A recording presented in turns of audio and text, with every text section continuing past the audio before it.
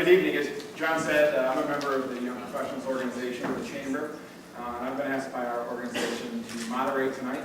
I'll be introducing both gentlemen, candidates for the 20th Congressional seat in New York State.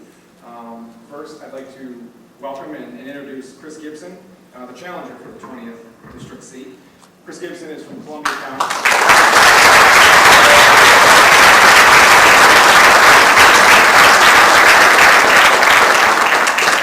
Chris is from Columbia County and lives with his wife Mary Jo and their 3 children around the corner from where he grew up.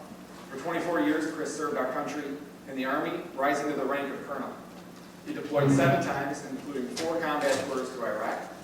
Just prior to retirement, he led the 2nd Brigade Combat Team of the 82nd Airborne Division relief efforts in Haiti. Among his military accomplishments are 2 Legions of Merit, 4 Bronze Stars, and Purple Heart. Chris received his bachelor's degree as ROTC student at Siena College. He holds an MPA and PhD in government from Cornell University and taught American politics at West Point. He authored Securing the State, a book on national security decision making, and is running to continue his public service, this time as our representative in Congress. Thank you, Chris.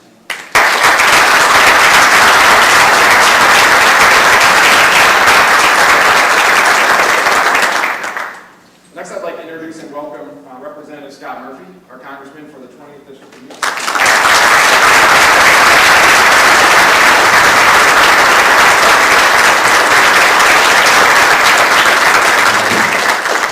As many of us know, Scott lives in Glens Falls here with his wife Jen and 3 children, Simone, Lux, and Duke. Prior to his election last year, he worked as a businessman and helped create over 1,000 jobs.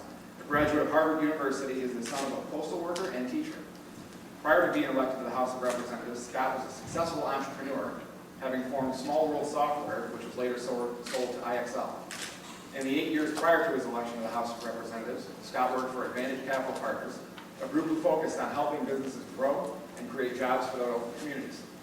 During his first term in Congress, Scott has set a high standard of openness and transparency, visiting all 137 towns in our district, hosting more than 150 public meetings with residents and private industry leaders to discuss important and national issues, and posting his daily schedule online. National Journal has ranked Scott as one of the most centrist members of Congress. Please join me in welcoming both gentlemen.